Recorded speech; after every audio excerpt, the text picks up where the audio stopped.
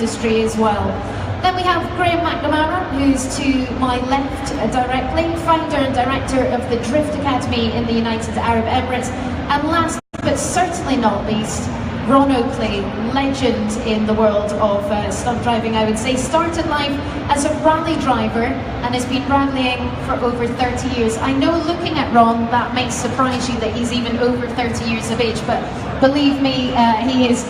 Ron has also been twice Middle East champion, plus has done WRC and Dakar events. Has been a precision and stunt driver for over 20 years and has been in over 275 car adverts.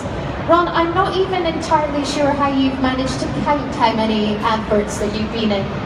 So, the first thing I'm going to ask and pose this question: is there really such a thing as a stunt driver anymore? Because everybody knows that when you see television and film stunts, it's all fake, it's all done on computer, it's CGI.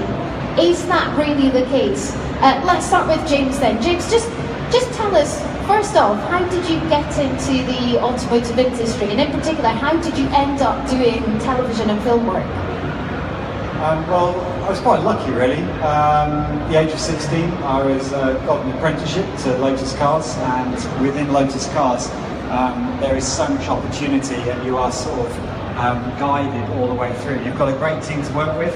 I was very lucky to work alongside Roger Becker, who you might know from stunt work. He turned up for a Lotus Esprit Series 1. He was going to deliver the car for the Spine Loveman, and he was just going to drop it off, and that was the plan. And basically what happened was, Roger, who unfortunately passed away this year, he just turned up as a delivery driver to drop the car off, and then all of a sudden their stunt driver that they actually had for the show, or for the film, couldn't do the job. And so Roger left in his car going up the mountain, and then they suddenly rang him and go, Roger, what's that? Well, how did you do that? And then they called him in, and he spent, I think, the next 8 weeks on the film set. So with mentors like that, it's amazing. Yeah, absolutely. Graham, slightly different for you because you come from a drift background, but where did it all start for you? For me, it started as a hobby that became a profession, and we knew that there was a void, that people wanted to learn and that they wanted an access to the sport. So we transitioned from events and we created a school, an academy where people could join, get into the sport and progress from there. And then I guess there was a want for the product. So it started to gain traction. Different countries came looking for it. Different partners came involved. We did a lot of work with video games, I guess, which is kind of like an evolution of the stunt industry. So I think we've molded our product to the market, you know, and we kind of just went with the times. I mean, for us, it's changing. It's constantly changing. I mean, even as you said, the industry itself is constantly changing, and if you don't adapt and move with it, then you get left behind. And also, talking about drifting as well, it seems to me, sort of thinking back of films when I was younger, there was drifting, but not to the same extent. It's got to be one of the elements of precision and stunt driving that has just come on leaps and bounds. You almost cannot have a stunt driving scene without watching drifting. Yeah, I mean, it's always been there, but it never had its own kind of genre, you know, it didn't have its own name. Even in the rally cars of the 70s and stuff, the rear-wheel drive cars, the drifting was there. I guess people called it sideways back then. But it's always been there, but then the Japanese kind of took it and kind of marketed it differently. They turned it into like a sport entertainment. And it just started to grow and grow. And in mainstream, let's say, it would probably have been the Fast and Furious, that Tokyo Drift. That's when it kind of switched from being like an underground sport to everybody knowing what it was. And then it started to kind of get more and more traction from there. But it's always been there, always. It's a driving technique, you know, and just, I guess it's just more and more popular now because it's accessible. Somebody else that knows that technique well is Ron Oakley. Ron, you've been involved in motorsport in particular for a very long time, but how did you end up working in television and film? Basically it was, again, like these guys, more by chance than anything else. I was rally driver for many, many years. I've been rally driving since the early 80s. And a film producer came here probably about 20 odd years ago and needed a precision driver. Contacted the motor club. I happened to be local championship winner that year, so they sent me down, and that was it, cast in stone. Once you've done one, they all contacted me. I was going to say, because you are actually the go-to man in the region, so how many blockbuster films have you been in to date? All of them that have actually been filmed in the Emirates we've done. I think it's 7 or 8 now, big proper ones. And it just goes, like we said, call Ron. He's the man to go to. Now you in particular have kind of taken even extra steps within the industry, so not only doing precision and stunt driving, and there is a difference, and we will explain that a little bit later on, but you've also been involved with some of the sort of camera work as well. Is that been that you've just been around the environment so much, and when they started using camera cars that you had the ability to do that? Yeah, that's correct.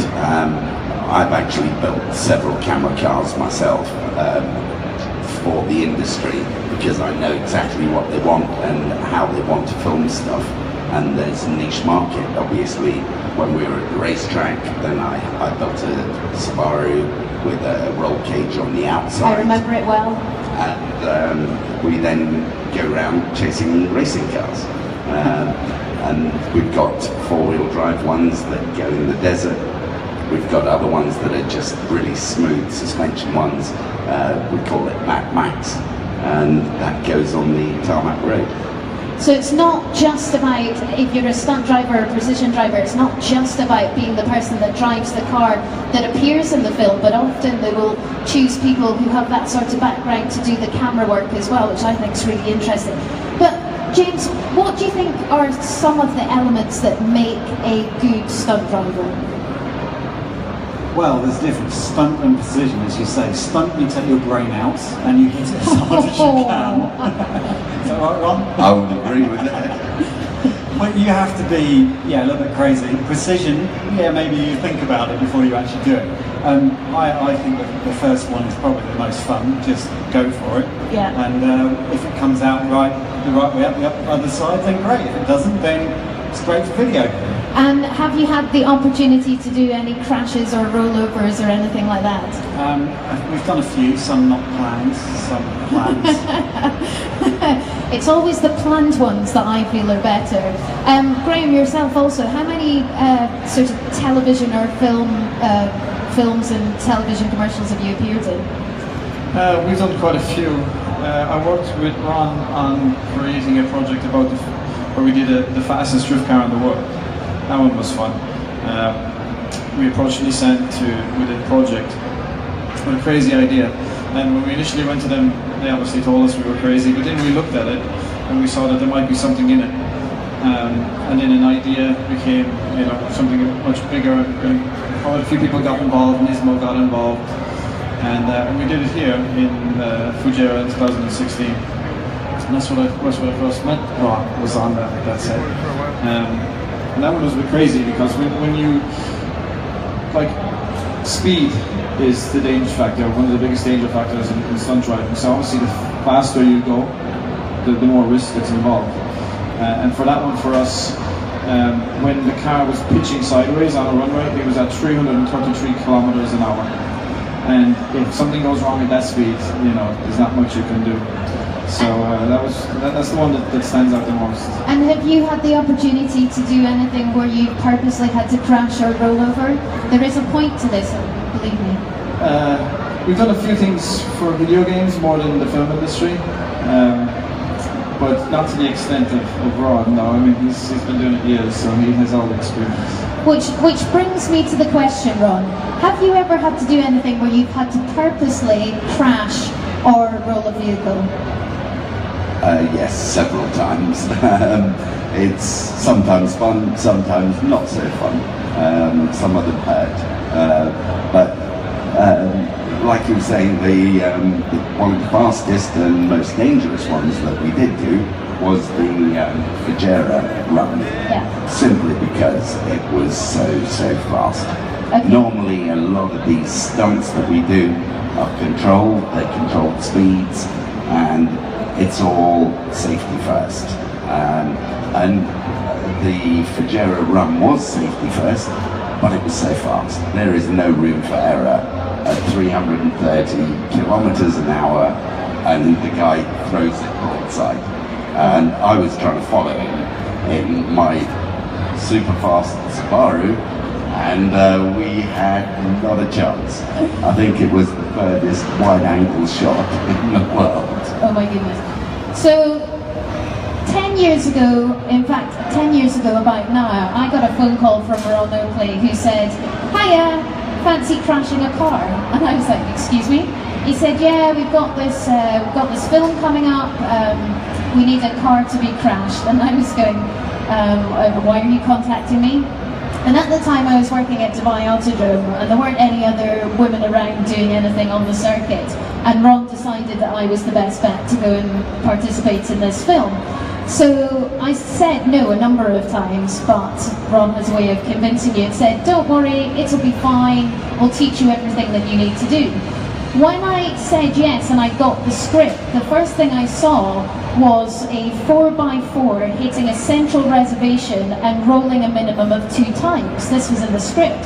At which point I thought, absolutely not, there's no way I want to do that. Turns out that that wasn't actually my area. What I had to do was, I had to drive a vehicle and hit a taxi. Yeah, hit a taxi. I remember this well. Which then catapulted, I think the picture is behind us, is from a film called City of Life. I had so much fun hitting that car and that taxi catapulting into the air, which incidentally was on a long wire. So it's completely different what you see on the screen to what actually happens. But after doing that first initial stunt, I enjoyed it so much, and Ron was so happy that he invited me back the next day. And the next scene was, you had to do a handbrake turn in front of me and I had to crash into you. And she tried to kill me. And she hit me so hard, it was untrue. I mean, it was supposed to just knock the car slightly sideways. I literally saw the car coming.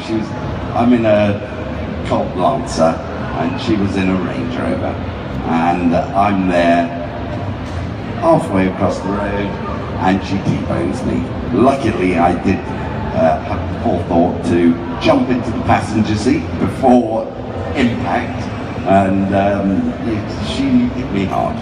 No prisoners barred. And he deserved every last bit of it. So that was the start, and I have been working with Ron for the last 10 years, so it was thoroughly enjoyable. Now, thinking about films and scenes from films, can anybody tell me what this scene is?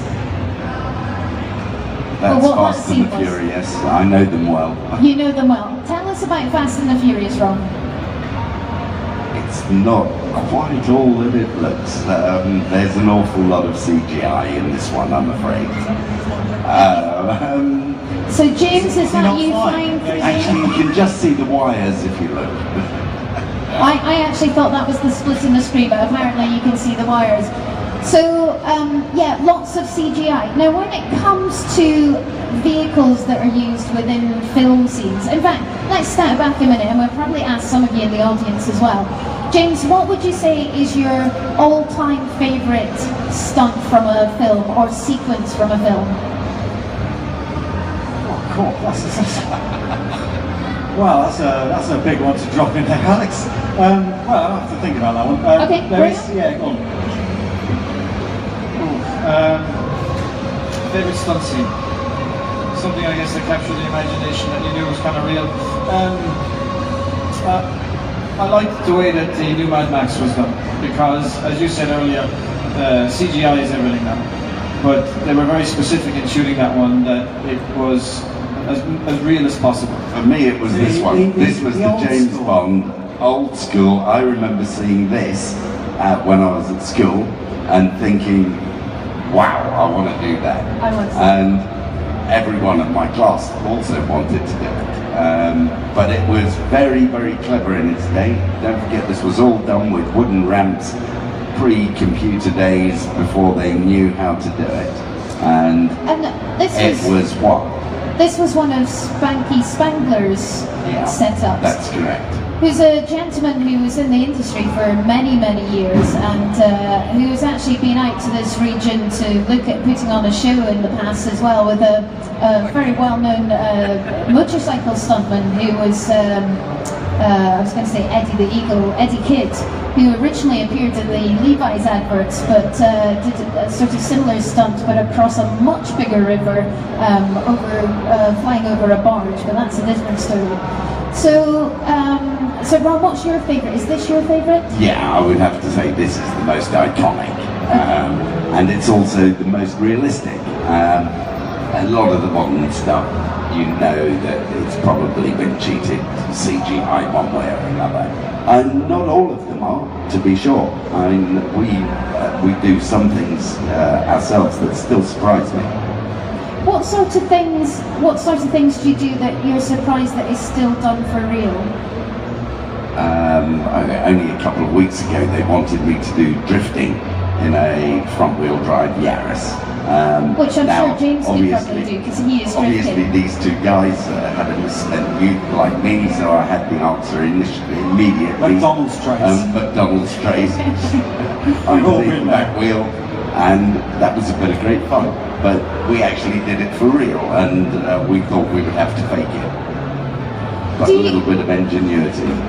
Do you think that this is a career that people can genuinely find a way into? Because if you look at everybody sitting here, not everybody does this solely as their full-time occupation. So how difficult is it to become a full-time stunt driver? I think in this region, pretty hard. I mean, probably Ron is about the only one that's been successful here. If you start to go to the States or to Europe, yeah, you can pretty much, there are things that you can do alongside other work, definitely, to keep you going. A lot of the time though, it's keeping a hand in, and the more time you spend away from it, it's like all the precision driving, it's like the drifting. The less you do it, you need a bit of time, you need a couple of minutes, 20 minutes to get back into a rhythm. And I notice that more and more now, if you're not doing from week to week, and sometimes it's 6 months before you get back into the car, to get back into that rhythm of being able to put a car on that spot every time at the same angle, it takes a few minutes to get back into it. Graham, you're one of the few that is doing this sort of thing day in, day out with the Drift Academy. So what do you say to people that come along and say they want to, they want to be a drifter, they want to be a good drifter? Because unfortunately one of the things that we see is that people try to replicate scenes in environments that are not the safest environments. How much, what advice do you give to people, and how much training do you have to do? I guess if you want to be a professional in anything, you have to put the time. Repetition is a big thing with drifting, because your reflexes have to be pretty good. A lot of the guys that are doing well now in the stunt industry in the States started in drifting because their car control is so good, and they can adapt their style. So I mean, there's two different kinds of drifting. You've got rear-wheel drive drifting, and you've got the four-wheel drive kind. I guess Ken Block is probably one of the most famous guys for the four-wheel drive stuff. He kind of took that kind of segment of the market, and he kind of grasped it, and he produced those Gymkhana videos, which were very popular. But as a base, drifting is pretty good. Now, but it depends on the stunt too, I mean, Ron will tell you that it's all about the scene, what's required, A lot of the stunt industry revolves around fire as well, which is totally different. I would never do something that was involved fire. It's just not my thing. I mean, I presume you have, right? I'm afraid of fire as well. I mean, it's just not fun. I love it. You don't want to be trapped in a very tight car with fire. Yeah, absolutely, even if it's a controlled environment. But James, you'd be happy to do that. It's risk, isn't it? You've got to have some element of risk, otherwise you don't live from day to day. The Americans love it. Every single bus scene, crash scene has got to explode. Now, vehicles do not explode like this. Every single thing that explodes has been pre-engineered. They don't catch fire. Cars do. not. Ladies and gentlemen, please believe me, your car will not catch fire if it's involved with an accident. Certainly won't explode in the same manner that we see on television. One of the most enjoyable days that I've had actually was, I don't think you were there, Ron, because there was double shoots on the same day, and it was Nissan Nismo advert, and it involved a chameleon, which I think we probably lost. I know a few people were running around looking for the chameleon. It also involved some tight, twisty roads on Jebel Hafid, or somewhere near Jebel Hafid. But one of the scenes was a rock fall, and this car driving through this big puff of smoke and rocks falling everywhere. And what we did to actually replicate that was 2 cannons that shot off just a whole ton of what looked like small stones and rocks, but was actually rubber pellets. And we had to drive the vehicle through these 2 cannons. It all seemed as though it was perfectly easy, normal thing to do, but unfortunately when 2 cannons fire at the front of your vehicle, trying not to slam on the brakes is the first difficulty. And the second thing is to actually remember where you are when there is so much smoke and debris surrounding your car. What would you say has been the most memorable, without harming anything or anyone, what would you say is the most memorable experience you've had since you've been a stunt driver? James? I think the most memorable one was when I was asked to drive the Batman car in the UK for Oh Warner wow! Bros. So, Batman car? Yeah, Batman, you know, great, Batman. No, really, it was a great honour, to be honest. Warner Brothers came across to do an event at Rockingham Circuit, and they sort of gave me these keys, I would say the keys to this to the Batmobile, and they said, "Oh, can we do some passenger rides around the circuit?" I went, "Yes, this is great." So I get into this car and I'm going, maybe it's not quite a car. And it's sort of the whole moment of getting a Batmobile, and you actually get inside and go, this is like a tractor. It certainly was, I think, built in someone's shed. It certainly wasn't engineered. Very claustrophobic as well. There's just no room inside the thing. It really is. I mean, basically the steering wheel is like off a NASCAR. You know, it's very agricultural. Which is good for rocking up with that oval. Very true. But the driving the thing, you know, the suspension is not. It hasn't got any suspension. It's got no turning circle. It was never really designed to drive on a street or around a circuit, and it was certainly the most challenging car I think I've ever driven. Brilliant. Ron, what's been your most memorable to date? Oh, there's so many, it's untrue. Probably one of the most dangerous it was for the Fast and Furious in the cement factory in Alain. And there we had 6 SUVs chasing each other and the camera car, and the amount of dust that was kicked up from the cement dust, you couldn't see a thing, and we had to disconnect all the lights and all the brake lights, and it was in the middle of the night, and it was very, very hairy. And Graham, what's yours? Because of the speed factor, it has to be the fastest drift. Simply because at 333 kilometers an hour, when you pitch a car sideways, if the car leaves the runway, that's it. You know, the sand either side, it'll just pitch in, dig in, and it'll start to roll. And even if the car survives, it's the G-force at that kind of speed. Because essentially, what you must remember is that when you want to achieve the fastest drift, you don't want to hit the brakes, because obviously, if you brake before you get the slide, it'll reduce the speed massively. And the speed that we had to beat was 217, so we destroyed it. You know, we built a car that could do it, and then we went after it. But the risks were huge. You know, this was the bravest thing I've ever seen. Really? I've got to say, 100%, they had the biggest kahunas, Gabby. Wow, well done. You know, I think one of my favourites looking back at the last 10 years was film shooting Qatar for Kanye West, again with Ron. This was fun. This was a lot of fun. They gave us 17 supercars, some that I don't think had even been released at the time. And then along with turning up with these supercars, we drove through the kind of main streets in the centre of Doha. And on top of that, you've got Kanye West and his then girlfriend, Kim Kardashian, hanging around, massive film crew.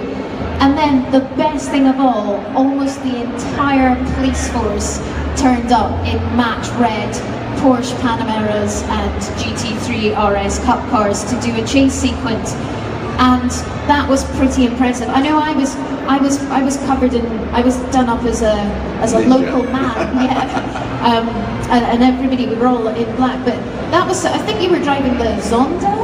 Yeah, we were driving so many different cars that weekend, it was untrue. And no one had actually briefed the Qatari police force that were chasing us that it was actually for a movie and they weren't really supposed to try and apprehend us and kill us.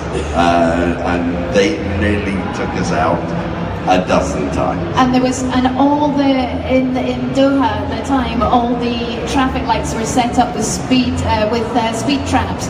So we were going through red lights. We were constantly running red lights and must have picked up 100 speeding fines each. Fortunately, you know, all the roads were blocked off. We had a helicopter camera that was chasing us, and probably one of the best shoots. So with things like helicopters and camera crews and the way that things are set up and the Russian arm, which we'll explain about, how much of what we see on television is a complete alteration from what actually happens when you're there? For instance, with the drifting, we get lots of low down camera angles, a lot of sweeping towards the rear of the car for obvious reasons. Does it really look as it appears on screen at the end of the day? It depends, I guess. Like one of the most famous ones is when BMW did the drifting on top of a carrier. Do you remember that one? Have you seen that? And everybody asked the question, is it real or is it CGI? And I think CGI now has gotten so good that it's kind of hard to tell if it's real or not. At one point you could tell, but now it's just so good you can't tell. But drifting, yeah, I mean, a lot of the drifting shots that you can get, you can be very precise with drifting, you know? So, I mean, you can be like centimeter precise. So a lot of the shots that you get would be pretty real. You know, you can drop a rear wheel, for example, over a ledge, but the car will still have traction and move forward. But yeah, I guess drifting, I would say majority of it would be real. Majority.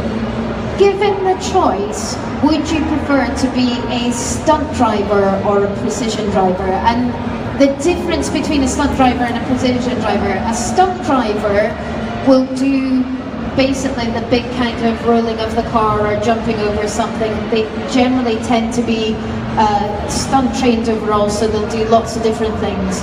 Whereas a precision driver, very much what you see in terms of certainly the kind of Fast and Furious. I suppose the original team of precision drivers was from the Italian job in the Minis, which I know took a long time to get that sequence actually right. But which would you prefer to do individually? I think that the precision driver is also two things. It can be extremely boring because it can just be, you know, you have to put the car on that spot every time, but you've got to do it at 40, 50 kilometers an hour. It's not the most exciting of jobs.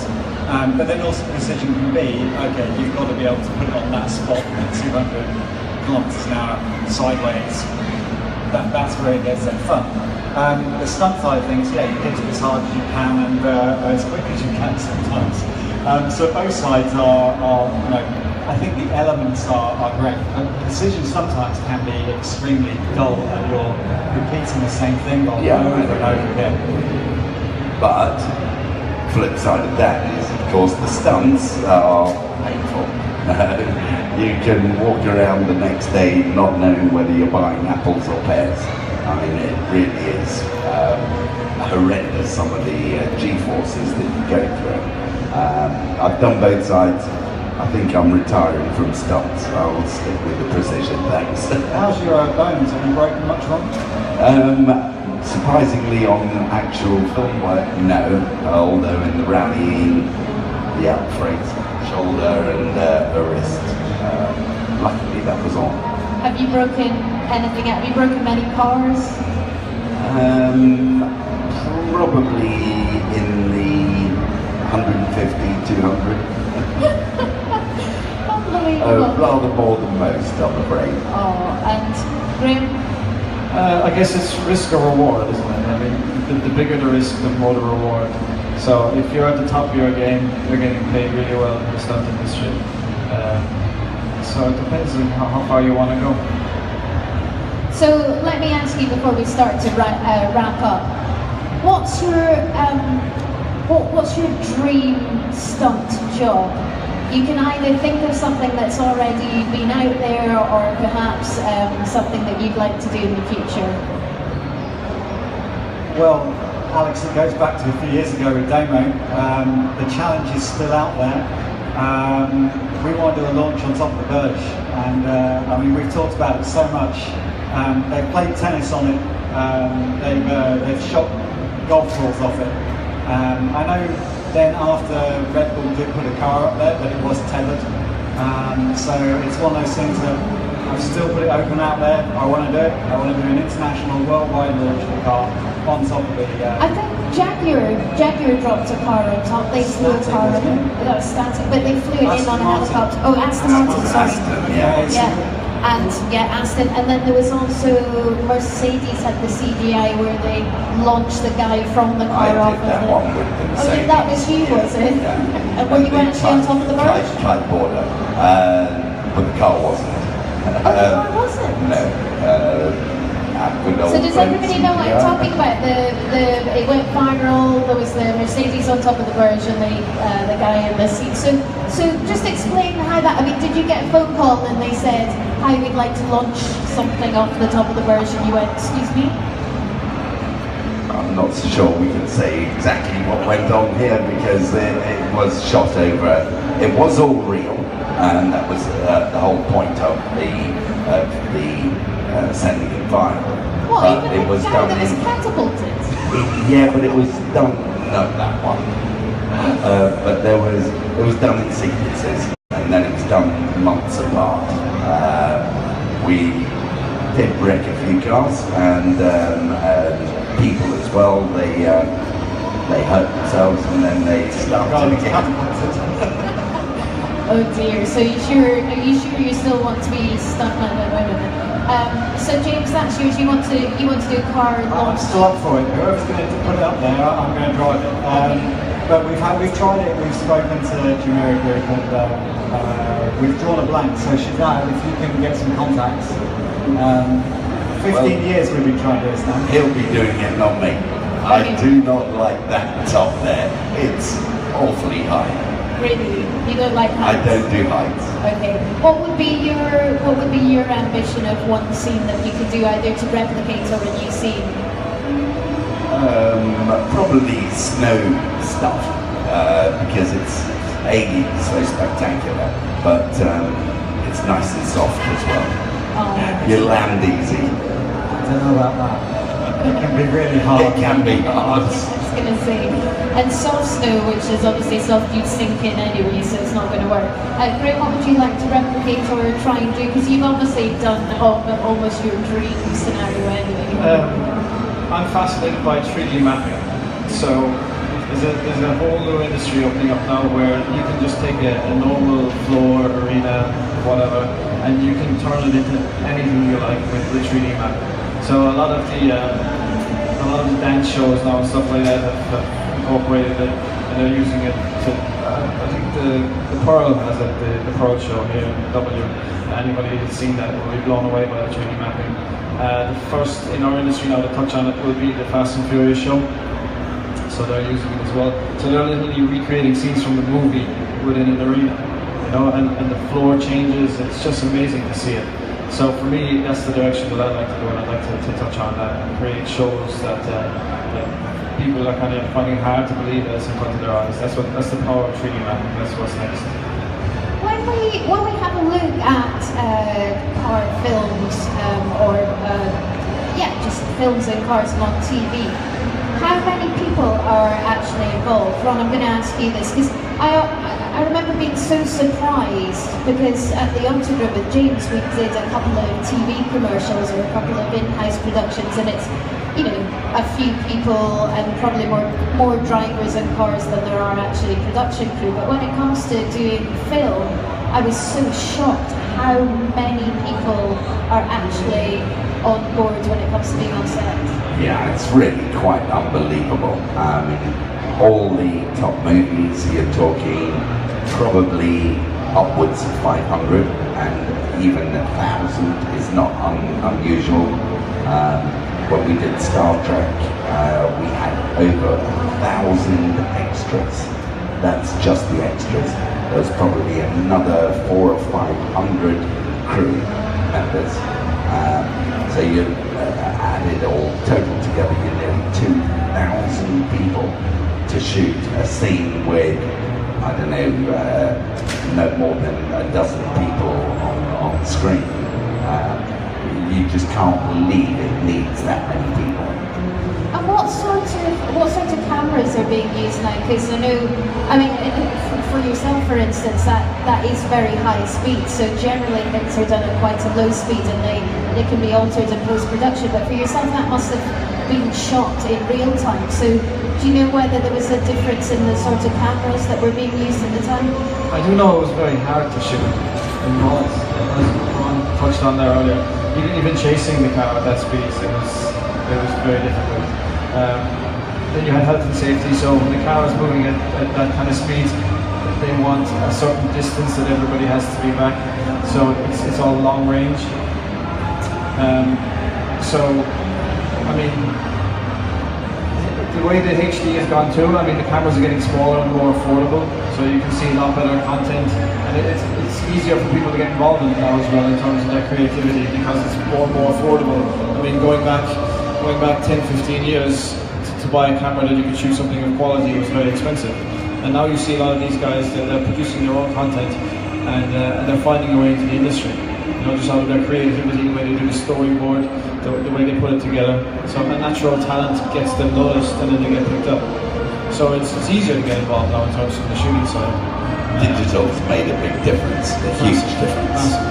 And definitely something that we've seen in the last few years on a lot of shoots is drone footage. Of course, we're seeing more and more people using drones. Yeah, they've become very, very popular in the industry now, and very, very useful. It makes a big difference that you can get that close with that quality. You're looking at, in the last 5 years, that quality is now full broadcast quality from a drone, little more than 2-foot diameter. And of course, before, you will have noticed when you watch stuff on television that before we had these kind of sweeping over the top of vehicles was from something called a Russian arm. So a vehicle with a camera on it will be driving the opposite way from, for instance, the hero cars, and at the last minute you'll get that kind of panning shot up over the top. But that's changing a lot as well with the introduction of these very high shots from the drone. But just explain this Russian arm and the concept of cameras on cars and in cars. Yeah, well, you'll remember it very well from only a couple of months ago, where we were working with one of these Russian arms. It's a big 4-wheel drive with a big arm over the top, all computer controlled, and a camera on the end.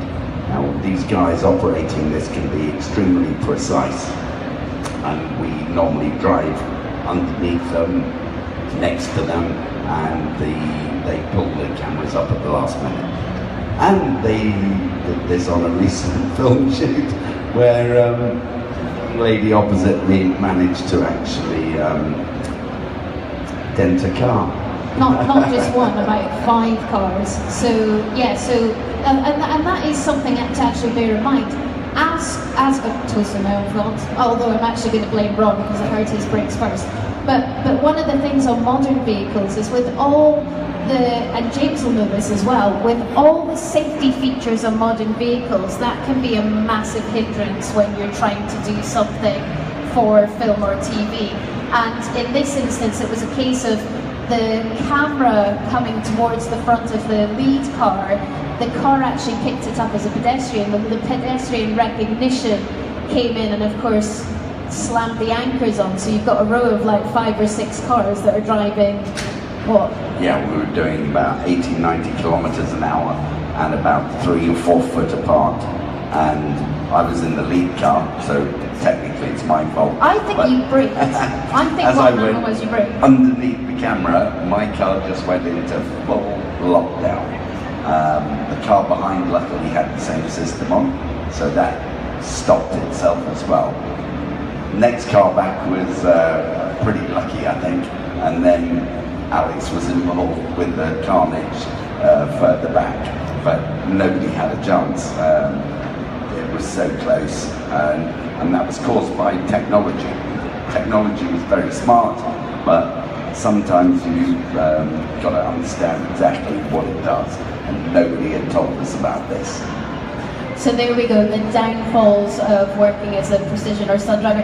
Gentlemen, I want to say a great big thank you for coming here this evening. I hope to see you on plenty more television and film commercials in the future.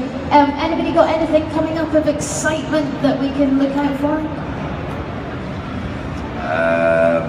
Nope. No? You're filming at the moment, aren't you? I've been filming today, the last 3 days with BMW. I was filming the week before with the Nissan, the electric car. Now that's very, very smart. Now, is this the small electric Leaf or is this the... No, this is it's basically an e-car, Formula E-car underneath with a body on it that they use for Le Mans. Very, very quick, very, very fast. On the stunt stages, have you got... Lovely car. Not much at the moment. There's a few things planned for later in the month and beginning of January, so looking forward to that. But at the moment, it's all in the planning stage. Graham, you must have things in the pipeline. Yeah, but the problem with most of this kind of industry is that it's all non-disclosure agreements, you know, so there's very little that you can openly discuss. We are looking at another Guinness World Record. That's something that's not a secret, so that'll probably happen maybe in March time. It's not a secret anymore. It wasn't a secret anyway. That's just, I can't tell you which one it is.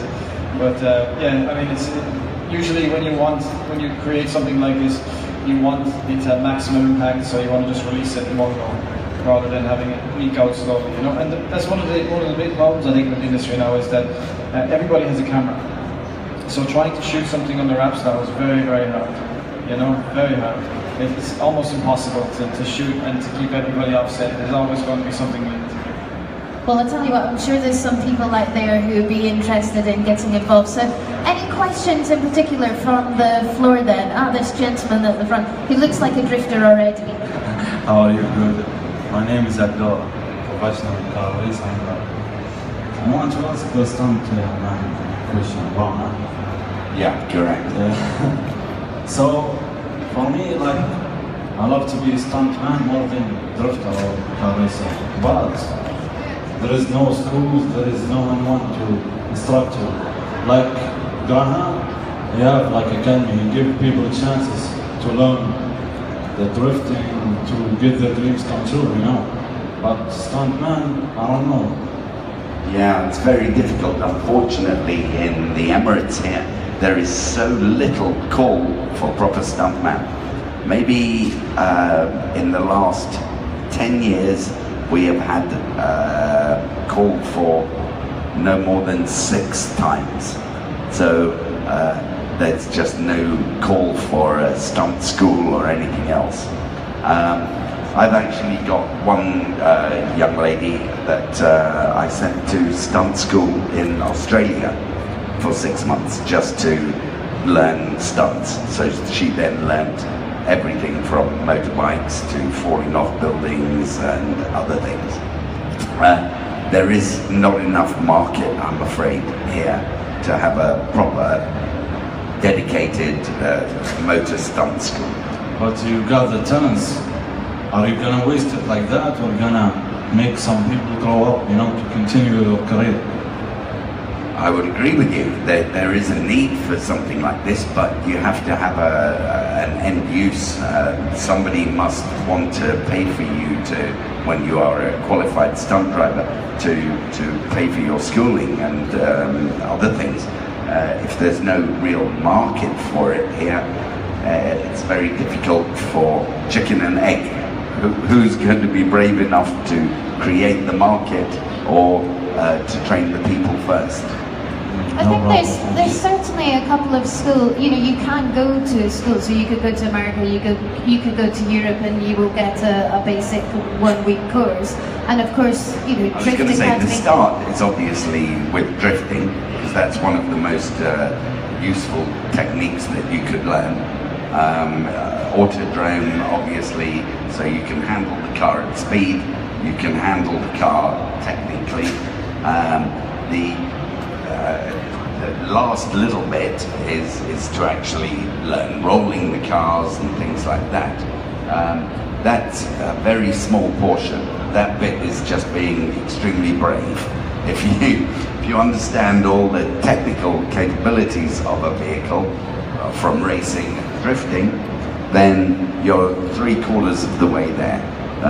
The actual rolling of cars, that's disengaging the brain, putting it in a special box, and engaging the right foot. Any other questions from the floor then? For me then. Oh, good. First of all, Ron, I'm really jealous that you were on the Star Trek set. Being a Trekkie myself, I was gutted that I couldn't do that. Secondly, 12 days. Secondly, what part of your brain did you have removed in order to continually do these stunts? I mean, the other day I was on a press launch, and this was for an autonomous car, and they were asking me to drive into a wall, and I just couldn't do it. I just couldn't make myself do it because that part of my brain just wouldn't allow me to do that. They said, no, you can do it, it's fine, but I couldn't do it. It's really funny, actually, you should bring that up, that I've done the wall stuff 3 times.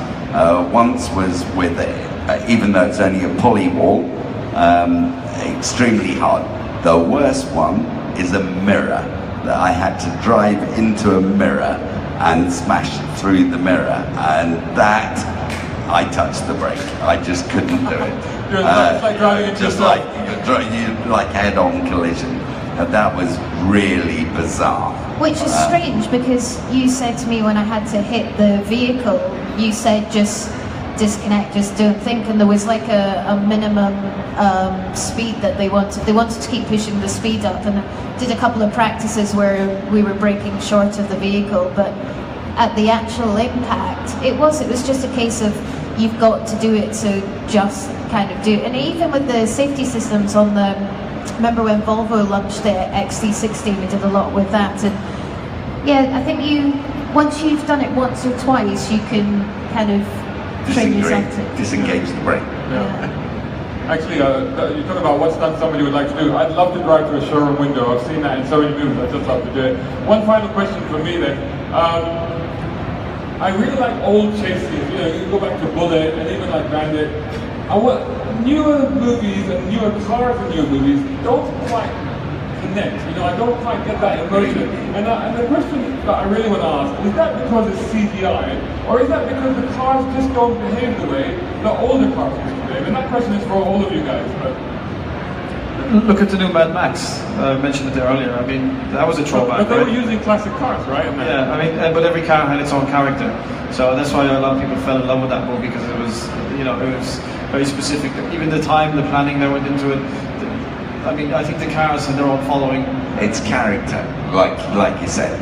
And I think that's the problem. Now we have, unfortunately, everything out the same jelly mold.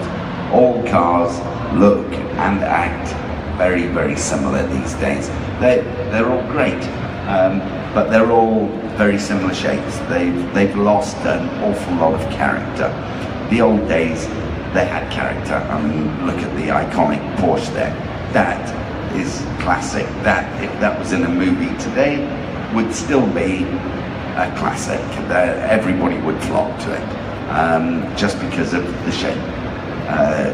And that's a big difference. It's also the way the cars move. I mean, if you watch that Bullet chase sequence, you can really see that Charger on its limits. You can really see how the Mustang moves, right? Yep, and the vanishing point and things like that. All the old proper classics. I would have said it was the cars. It was the shape of the cars and how they behave. I mean, we, to be honest, don't do things like that anymore.